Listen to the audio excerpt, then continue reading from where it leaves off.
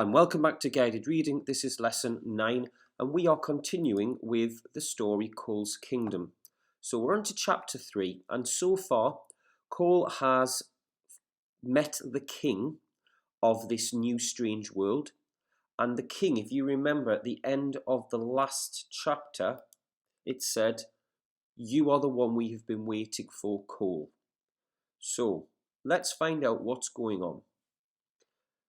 The king's study, so this is the king's office, or his private room, was like nothing Cole had ever seen before.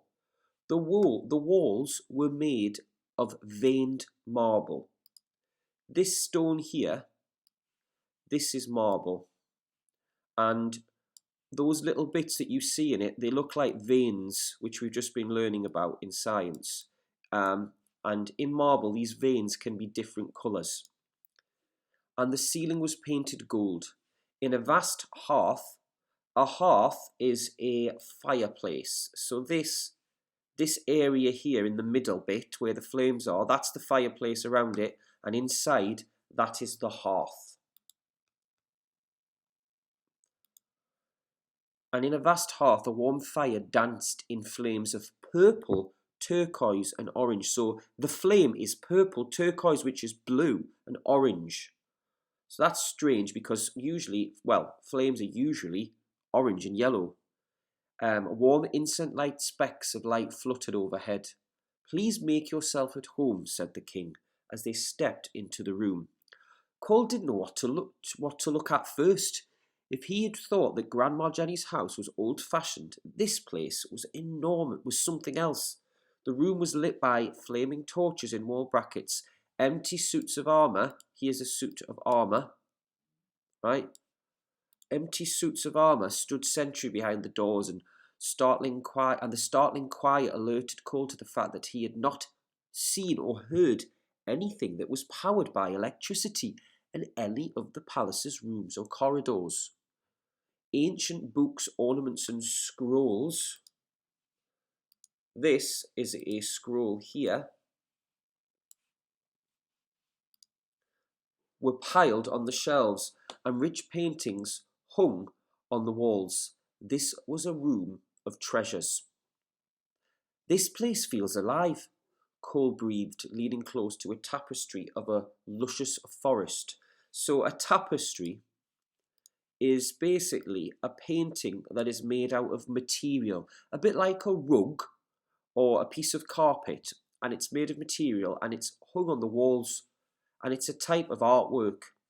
And they had them a lot in the olden days because not only did they look nice, but they kept the room warm because they were hanging on the walls. A tapestry of a luscious forest edging a white crystal lake. The picture keeps moving. He could almost feel the wind in the trees and the icy cold beneath the water's surface. So this is a magic tapestry because it's moving. I wouldn't get too close. "You might get lost in there," warned the king as he settled himself into a chair and lit a pipe. Cole glanced over. The man's face shimmered with the reflected light from the fire, like the porcelain plates that Grandma Jenny kept on her dresser in the kitchen. So plates that are made of china, porcelain plates. His eyes were acorn-shaped and shining like marbles. When he sat, Cole could see his whole body, which was long and gangly with twisted joints, making him look like he was made of splintered wood. "What is all this stuff?" Cole asked, gazing around the room. On a high shelf, a glass ball spun by itself. A strange white mask hummed faintly. A mobile of stars and symbols twinkled and chimed. So this place is full of magical artifacts. "I'm a collector of magical artifacts, jewelry, trinkets, and machines of every kind," the king explained. "Like Grandma Jenny with her attic," Cole mused. The king smiled. "Some of my treasures are from lands beyond the mountains and over the sea. Most are local to our world, Darius." "Your world?" Cole had suspected that since arriving through the mouse hole that he was no longer in his own world. Talking animals and magic clouds were definitely not covered in his lessons on science or world geography, but it was nice to hear someone confirm it. "The world of Darius, yes, of course. I send explorers to all the elsewheres looking for wonders. At the mention of explorers raiding worlds for treasures, Cole's finger throbbed. He recalled the image of the knee-high mouse and flashed with annoyance at the little terror, thinking that it could just come into Grandma Jenny's house and steal whatever it wanted. Cole was about to tell the king as much when he swiftly moved the conversation on. So Cole was about to be rude to the king, but the king changed the subject. He swiftly moved the conversation on. He talked about something else. Actually, I have a marvellous device from your world, just there.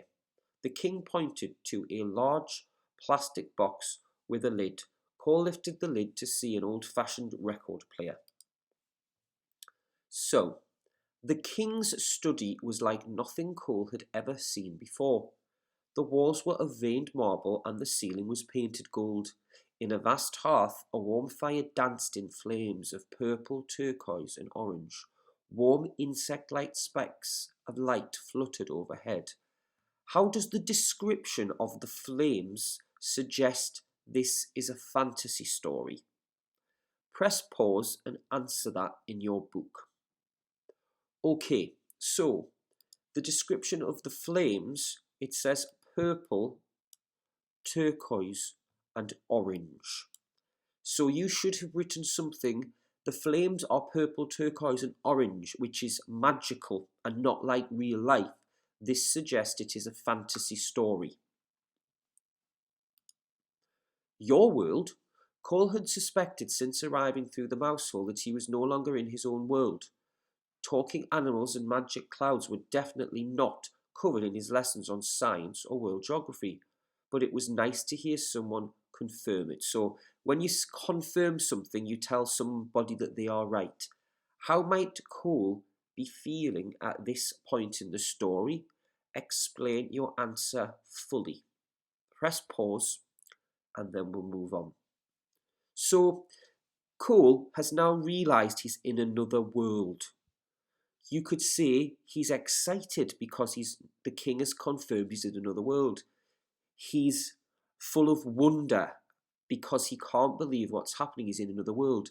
He's relieved that he is right because the king has told him. He maybe thought he was going crazy, so he's feeling relieved. He's excited that he's in another world, or maybe he's scared. So you need to mention some emotion and the fact that he's realised he's in another world, in a magical place. At the mention of explorers raiding worlds for treasures, Cole's finger throbbed.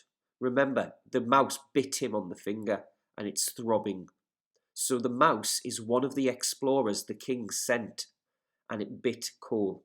He recalled the image of the knee-high mouse and flashed with annoyance, so with anger, at the little terror, thinking that it could just come into Grandma Jenny's house and steal whatever it wanted. Cole was about to tell the king as much when he swiftly moved the conversation on. Why do you think the king swiftly moved the conversation on? Why did the king change the subject? Have a think, write your answer, press pause, and then come back. So basically, the king has probably realised that Cole is angry. So rather than have an argument, the king has quickly moved the conversation on. He's changed what they were talking about. So the answer could be something like, the king swiftly moved the conversation on so that Cole wouldn't argue with him, or so that Cole didn't ask an awkward question. Or maybe the king wants to talk about something else. Right, that's the end of this lesson. I will see you next in lesson 10. Thanks for taking part. If you have a question, you have a different answer for one of those, please let me know, and I will see you next.